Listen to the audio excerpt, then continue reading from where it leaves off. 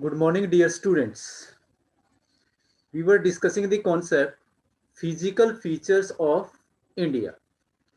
In this concept, we have already discussed about the tectonic plates and their movements. We have discussed the movements of the tectonic plate, that is the convergent boundary, divergent boundary, and transform boundary. Except this, we have also discussed the origin of Himalayan mountain and the northern plains of India. Except this, we have already discussed about the characteristics of Himalayan mountain and the different divisions of Himalayan mountain there. Today, we are going to discuss about the next physical feature of India, that is the northern plains of India. So dear student, we are going to discuss the second topography of India, that is the northern plain. First of all, we will discuss about the characteristics of the northern plain. The northern plains has been formed by the interplay of three major river systems, namely the Indus, the Ganga, and the Brahmaputra, along with their tributaries. जो आपके northern plain है, mostly they has been formed by the different Himalayan river. these are our these are our Indus River, Ganga River, and the Brahmaputra River, along with their tributaries. Tributary होती है आपकी sporting river और एक आपकी small river जो आपकी big river में fall करती है, तो उसको हम जो है ट्रिब्यूटरी के नाम से जानते हैं.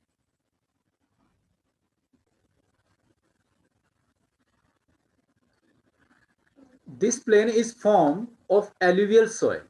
ये जो आपके नदरन प्लेन है, they are consist of the alluvial soil. The deposition of alluvium in a vast basin lying at the foothills of the Himalaya over million of years form this fertile plain. जो आपका ये जो area है, जो नदरन plane है आपका, ज्यादातर ये आपका एलुवियल सोइल से बना है, एलुवियम से बना है, जो आपके in a vast basin lying at the foothills of Himalaya, जो हिमालय की फुटहिल्स में आपका वास्ट बेसिन है, यानी कि जो इंडस, गंगा और ब्रह्मपुत्र इनके ये जहां से फ्लो करती हैं उसको हम बेसिन के नाम से जानते हैं. तो जहां जहां से ये फॉलो करती हैं वहां वहां पे आपके जो है नदरन प्लेन आपके फॉर्म्ड हुए, and they took the million of years to form this fertile plain. It spread over an area of 7 lakh square kilometer. ये जो आपका एरिया है, it is the 7 lakh square kilometer long. The plain being about 2400 kilometer long. और इसके अतिरिक्त जो आपका ये एरिया है ये 24 किलोमीटर लॉन्ग है. जैसा कि मैंने आपको बताया था, Himalayan mountain is found in the arc shape, and that arc shape is of the 2400 kilometer. In the same manner, our northern plain also lying with the foothills of the Himalayas in about 2400 kilometer area and 240 to 320 kilometer broad. They are broad the 2400 kilometer to 240 kilometer to 320 kilometre is a densely populated topography. ये आपकी जो है densely populated graphy है, क्योंकि यहाँ पे आपका जो है it consists of the alluvial soil, and alluvial soil is the fertile soil. So it is mostly famous for the agricultural activity. So most of the India's population, they depend on the agriculture. That's why our northern plain consists of our northern plain is the densely populated physiography of India. So these are some characteristics of the northern plain. Now the division of northern plain. The northern plain is broadly divided into three sections. These are our Punjab plain, Ganga plain, and Brahmaputra plain. Punjab plain, the western part of northern plain, यानी कि जब आप western की side में आप जाते हैं तो वो आपका एरिया जो है that is of the Punjab plain is referred to as the Punjab plain formed by the Indus river. और ये जो एरिया आपका it has been formed by the Indus river and its tributary और इसकी tributary. What do you mean by tributary? जो आपकी sporting river आपकी होती है उसको हम ट्रिब्यूटरी कहते हैं. एक आपका होता है डिस्ट्रीब्यूटरी, एक आपका होता है डिस्ट्रीब्यूटरी. जो डिस्ट्रीब्यूटरी आपका होता है वो क्या है कि जब रिवर आपकी when the river fall in the sea or in the water bodies, so it divided into numerous channels, so that numerous channel is known as the distributary. The large part of this plain lies in the Pakistan. और जो Punjab plane का ज्यादातर जो आपका part है ये कहाँ पे आपका it lies in the Pakistan, ये आपका पाकिस्तान में पड़ता है. The Indus and its tributary, जो आपकी इंडस है और इसकी ट्रिब्यूटरीज हैं. कौन कौन सी ट्रिब्यूटरी है इंडस की? 5 ट्रिब्यूटरी मेन है बेटा आपकी, Jhelum, Chenab, Ravi, Beas and Satluj. These are the 5 tributaries of Indus River. Originate in the Himalaya. This section of plain is dominated by Doab. तो ये पंजाब प्लेन इससे आपका बनता है. और ये जो आपका पंजाब प्लेन है it is famous for the Doab. Doab means, दो मीन्स टू, आब मीन्स पानी, वाटर, यानी कि a place where lies between two water bodies. एक ऐसा स्थान जो दो वाटर बॉडीज के बीच में आपका आता है वो आपका दोआब कहलाता है. तो इसलिए जो दो नदियों के बीच की जगह है उसको हम दोआब के नाम से जानते हैं. जैसे कि the area lies between the Jhelum and Chenab is the doab. The area lying between the Chenab and Ravi is the doab. The area lies between the Ravi and Beas is doab. The area lies between the Beas and Sutlej is the doab. उसको हम दो आब के नाम से जानते हैं. जैसे कि the area lies between the Yamuna and Ganga river is the Doab. वो आपका जो है दो आब का रीजन है. आपने यहाँ पे देखा होगा पंजाब, पंजाब का मतलब पंज, पंज मतलब 5, 5, आब वाटर, यानी कि ऐसा स्थान जहाँ पे 5 प्रकार का वाटर पाया जाता है. आपका 5 नदियां आपकी पाई जाती हैं. वो कौन सी आपकी? Jhelum, Chenab, Ravi, Beas and Satluj. These are the 5 rivers that flow in the Punjab region. So that's why Punjab is known as, due to these rivers, this area is known as the Punjab. Next is our Ganga plain. The Ganga plain extends between Ghaggar and Tista river. It spread over the state of North India. These are the North India में कहाँ पे आपका? Haryana, Delhi, UP, Bihar, partly Jharkhand and West Bengal. यहाँ पे आपका जो है Ganga plane आपका पाया जाता है. And we are living in the Ganga plain. हम जो है गंगा प्लेन में ही रहते हैं. Next is our Brahmaputra plain. In the east of Ganga plain. Ganga plain से जब आप आगे की ओर जाते हैं, ईस्ट की ओर आप जाते हैं, so there is the Brahmaputra plain, particularly in Assam. और ब्रह्मपुत्र एरिया जो है आपका ज्यादातर आपका असम में आता है. Lies in the Brahmaputra plain. Assam जो है आपका ब्रह्मपुत्र प्लेन में है. और असम के आसपास का जो रीजन है ये सारा ब्रह्मपुत्र प्लेन को कंसिस्ट करता है. Except this, we mostly consider that the northern plain are generally described as flat and with no variation in its relief. It is not true. हम ज्यादातर ये मानते हैं कि जो आपका नॉर्दर्न प्लेन है वो फ्लैट है और इसकी जो फिजिकल फीचर है उसमें किसी प्रकार की वेरिएशन नहीं है, किसी भी प्रकार का कोई डिफरेंस नहीं है. लेकिन यह बात सत्य नहीं है. These vast plain also have diverse relief feature. ये जो बहुत बड़े एरिया में 2400 किलोमीटर लॉन्ग जो ये आपका फैला हुआ है और 7 लाख स्क्वायर किलोमीटर का जो ये एरिया है इसमें भी आपकी जो है डाइवर्स रिलीफ फीचर आपकी पाई जाती है. According to these variation in relief feature, the northern plain can be divided into 4 regions. आपकी इन रिलीफ फीचर्स के अकॉर्डिंग अगर हम देखें तो आपका नॉर्दर्न प्लेन जो है it is divided into 4 region. ये आपका जो है 4 रीजन में आपका डिवाइड होता है. The very first is Bhabar. The reverse after descending from the mountains deposit pebble in a narrow belt of about 8 to 16 km in width lying parallel to the slope of the Siwalik. It is known as Bhabar. पहला जो आपका relief feature के according आपका division है, that is the Bhabar. जो भाबर है आपका, जब नदियां जो है माउंटेन एरिया से यानी कि हिमालय माउंटेन से नीचे की ओर आती हैं, दे डिपॉजिट पेबल्स, वो बड़े बड़े कंकर जो हैं इस एरिया में डिपॉजिट कर देती हैं in a narrow belt 8 to 16 kilometre, that is of the 8 to 16 kilometre in width, lying parallel to the slope of the Shivalik. Shivalik के नीचे फुटहिल्स में जितना भी आपका एरिया है that is of the Bhabar, वो आपका भाबर का रीजन है। भाबर में क्या है आपका, रिवर जो है डिसेंड होती हैं और पेबल्स को एक नैरो बेल्ट में 8 to 16 किलोमीटर तक आपका डिपॉजिट करती हैं। Second is the Terai. Terai as it name indicate all the streams disappear in this Bhabar belt. जितनी भी आपकी नदियां होती हैं, जितनी भी ऊपर से नदियां आती हैं, स्ट्रीम्स आती हैं, वो भाबर बेल्ट में आपको दिखाई नहीं देती।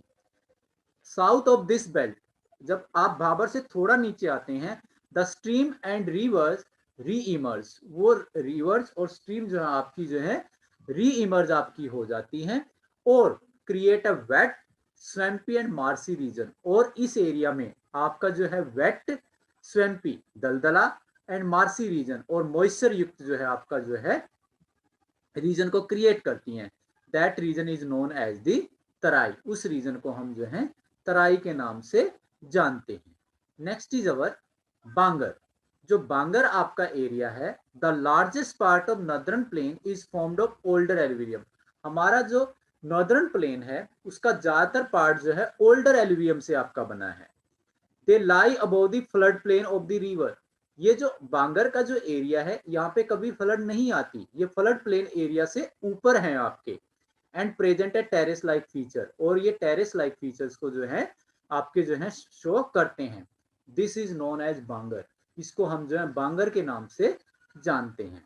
बांगर की एक विशेषता ये होती है, the soil in this region contain calcareous deposit. यहाँ पे जो आपके कैलकेरियस डिपॉजिट होते हैं जिनको लोकल पॉइंट ऑफ व्यू से हम कंकड़ के नाम से जानते हैं। तो बांगर का जो रीजन होगा ओल्ड एल्यूवियम से होगा, ज्यादा फर्टाइल नहीं होगा और उसमें आपके कंकड़ पाए जाते हैं। अगर आप जो है कैथल साइड में जाएंगे, कैथल से आगे रीजन में आप जाएंगे तो वो जो आपका रीजन है वो आपका बांगर का रीजन है। Then is the Khadar, the newer younger deposit of the flood plain. ये आपके जो है फ्लड प्लेन है, न्यू डिपॉजिट्स हैं, न्यू प्लेन्स हैं आपके हैं। हर साल यहाँ पे फ्लड आती है and new layer of the soil spread over there. यहाँ पे हर साल जो है न्यू लेयर आपकी जो है बन जाती है, जिसकी वजह से ये एरिया जो है आपका फर्टाइल एरिया है।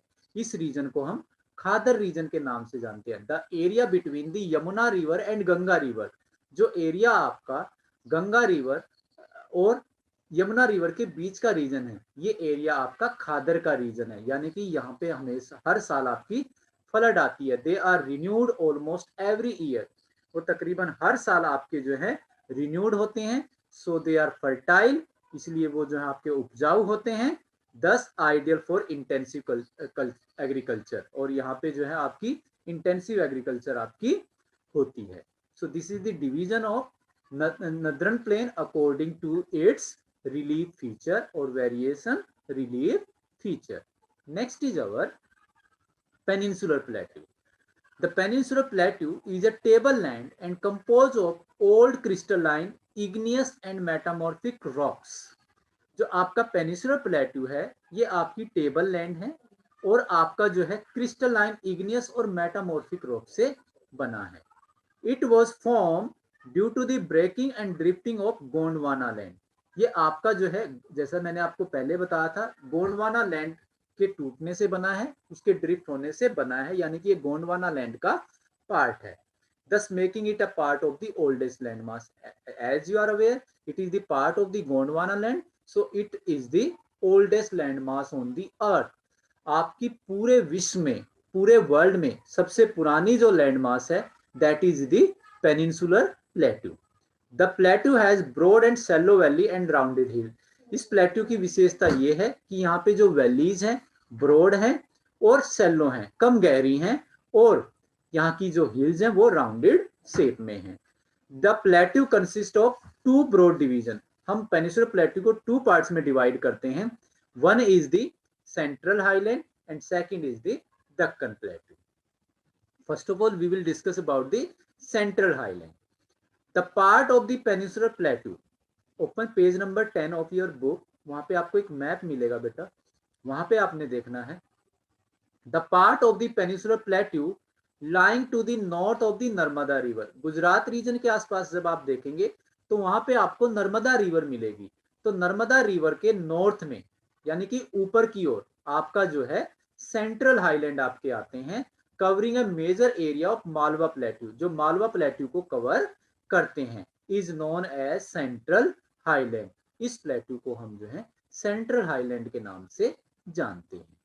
The Vindhya range is bounded by the central highland on the south. अगर आप नर्मदा रिवर के नीचे देखें तो आपको जो है विंध्या रेंज मिलेगी जो आपकी सेंट्रल हाईलैंड की बाउंड्री को डिसाइड करती है. And Aravalli is on the north west. और जो आप नॉर्थ वेस्ट में देखेंगे तो आपको अरावली हिल्स आपको दिखाई देंगी. The further westward extension. और अगर आप आगे वेस्ट की ओर चलें तो gradually merge with the sandy and rocky desert of Rajasthan. तो ये आपका एरिया जो है राजस्थान के थार डेजर्ट में आपका मिल जाता है. The flow of river draining this region namely Chambal, Sindh, Betwa and Ken. यहाँ पे जो है कुछ नदियां बहती हैं आपकी, फॉलो करती हैं, वो है आपकी Chambal, Sindh, Betwa and Ken. Is from south west. वो साउथ वेस्ट से आपकी ओरिजिनेट होती हैं. अब देखिए आप, साउथ वेस्ट से ओरिजिनेट हो रही हैं और कहाँ पे बह रही हैं, कहाँ पे फॉलो कर रही हैं, नॉर्थ ईस्ट. नॉर्थ ईस्ट की ओर जो है आपकी फॉलो करती हैं. दस इंडिकेटेड द स्लोप, जो ये दिखाता है कि ये वास्तव में हाईलैंड है, क्योंकि अगर साउथ वेस्ट से आपकी रिवर ओरिजिनेट हुई है तो उनको नीचे की ओर आना चाहिए, जबकि वो कहाँ जा रही हैं, ऊपर की ओर, नॉर्थ ईस्ट में आपकी जाती हैं. तो इस प्रकार से आपकी जो नदियां जो हैं वो आपकी जाती हैं. The central highland are wider in the west. जो आपके सेंट्रल हाईलैंड हैं वो आपके वेस्ट डायरेक्शन में वाइड है, but narrower in the east. और ईस्ट में आपके जो है ये नैरोयर हैं. द ईस्टवर्ड एक्सटेंशन, अगर आप ईस्ट डायरेक्शन में जाएं of this plateau, are locally known as Bundelkhand and Baghelkhand. ये लोकल पॉइंट ऑफ व्यू से बुंदेलखंड और भागेलखंड के नाम से जाने जाते हैं. द छोटा नागपुर प्लेटू, जो इसमें छोटा नागपुर प्लेटू है, marks the further eastward extension. इसकी जो ईस्ट में आप जाते हैं तो छोटा नागपुर प्लेटू आपका आ जाता है, जो इसकी ईस्ट बाउंड्री को डिसाइड करता है, drain by the Damodar river. यहाँ पे दामोदर रिवर आपकी फॉलो करती है. So this is our central highland. Next आपका है Deccan plateau. The Deccan plateau is a triangular land mass. ये आपकी ट्रायंगुलर लैंड मास है that like to the south of the river Narmada. ये नर्मदा रिवर के साउथ में यानी कि नीचे की ओर आपका आता है. नर्मदा के नॉर्थ में क्या है आपका सेंट्रल हाईलैंड, और साउथ में क्या है आपका Deccan plateau. The Satpura range flank its broad base in the north. अगर आप दक्कन प्लेट्यू के नॉर्थ में ऊपर की ओर देखें तो सतपुरा माउंटेन रेंज आपको मिलेंगी, while the Mahadev, Kaimur Hills and Mekol Range form its eastern extension. और ईस्टर्न साइड में इसकी जो है महादेव, कैमूर और मेकॉल रेंज आपकी पाई जाती हैं. The Deccan plateau is higher in the west. West में जो ये है ये आपका जो है हाई है, और ये आपका ईस्ट की ओर जब आप जाते हैं तो ये आपका जेंटली जो है आपका स्लोप होता जाता है, यानी कि ईस्ट में इसका जो एल्टीट्यूड है वो कम है. And extension of the plateau is also visible in the north east. ये जो इस प्लेट्यू का जो एक्सटेंशन है वो नॉर्थ ईस्ट में भी हमको दिखाई देता है, locally known as Meghalaya and Karbi Anglong plateau. वहां पे इसको लोकल पॉइंट ऑफ व्यू से मेघालय और कर्बी एंगलोंग प्लेट्यू के नाम से जाना जाता है. It is separated by a fold from छोटा नागपुर प्लेट्यू. और यहाँ पे ये जो है छोटा नागपुर प्लेट्यू के द्वारा जो है अलग कर दिया जाता है. यहाँ पे आपकी 3 प्रोमिनेंट रेंजेस आपकी पाई जाती हैं, गारो, खासी एंड जैंतिया है.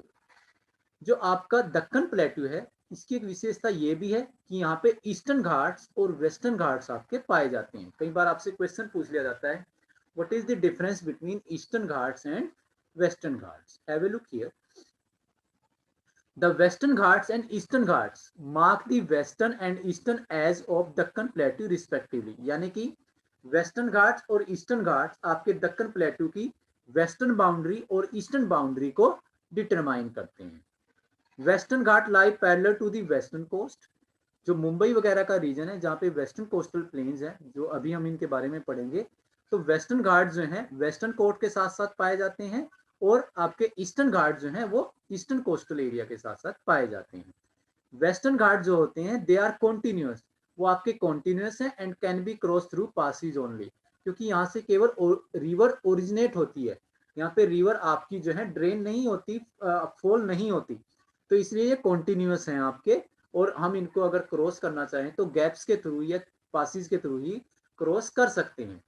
Western Ghats are higher, western Ghats का एल्टीट्यूड जो है वो हाई है in the with if we do the comparison with the eastern Ghats, their average elevation is 900 to 1600 metre, यानी कि वेस्टर्न घाट का जो एवरेज एलिवेशन है, इनका जो एल्टीट्यूड है वो 900 to 1600 मीटर है as against 600 metre of eastern Ghat, जबकि ईस्टर्न घाट्स का जो एवरेज एलिवेशन है वो जस्ट आपका 600 मीटर है। The Eastern Ghat stretch from the Mahanadi valley to the Nilgiri in the south, जो ईस्टर्न घाट्स हैं वो आपके महानदी वैली से लेकर जो है आपके नीलगिरी रेंज तक आपके जो है साउथ में पाए जाते हैं। Eastern Ghat are discontinuous, eastern Ghat discontinuous है and irregular and dissected by the river draining into the Bay of Bengal. ये डिसकॉन्टिन्यूस क्यों है, डिसेक्टेड क्यों है, इरेगुलर क्यों है, क्योंकि यहाँ से 4 रिवर आपकी फ्लो करती है that fall in the Bay of Bengal. These are our Krishna, Kaveri, Godavari and Mahanadi. ये 4 नदियां जो हैं आपकी साउथ में बहती हैं, फ्लो करती हैं, जो बे ऑफ बंगाल में गिरती हैं, और जिसकी वजह से ईस्टर्न घाट्स आपके डिसकॉन्टिन्यूस हैं। जो आपके वेस्टर्न घाट्स हैं, वेस्टर्न घाट्स में जो हाईएस्ट माउंटेन पीक है दैट इज द अनाईमुडी, और ईस्टर्न घाट्स में जो हाईएस्ट पीक है that is the Mahendragiri. So this is the difference between the eastern Ghats and the western Ghats. Next is our the Indian desert.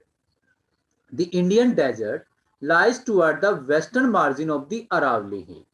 ये आपका जो है जो इंडियन डेजर्ट है ये अरावली हिल्स की वेस्टर्न साइड में आपका पड़ता है। जब आप पाकिस्तान की ओर जाते हैं तो वहां पे आपका जो है इंडियन डेजर्ट आता है। It is an undulating sandy plain, ये आपका जो है undulating means that is not plain, ये प्लेन नहीं है, अंजुलेटिंग है आपका, कवर विद सैंड ड्यून्स, और इसमें ज्यादातर आपके जो है सैंड ड्यून पाए जाते हैं। This region receive very low rainfall, यहाँ पे बहुत कम रेनफॉल आपकी पाई जाती है, बिलो 150 मिलीमीटर पर ईयर, तकरीबन यहाँ पे जो है बहुत कम rainfall 150 millimetre, not centimetre, millimetre rainfall आपकी यहाँ पे होती है। It has arid climate with low vegetation cover, जैसा कि यहाँ पे कम रेनफॉल आपकी होती है तो यहाँ की क्लाइमेट एरिड है आपकी, और यहाँ पे जो है वेजिटेशन जो है प्लांट्स जो है वो बहुत कम पाए जाते हैं। Streams appear during the rainy season, और रेनी सीजन में यहाँ पे जो है आपकी स्ट्रीम्स अपीयर होती हैं। The coastal plain, next fifth आपकी कैरेक्टरिस्टिक्स है कोस्टल प्लेन। इंडिया में 2 कोस्टल प्लेन आपके पाए जाते हैं, western coastal plain and eastern coastal plane.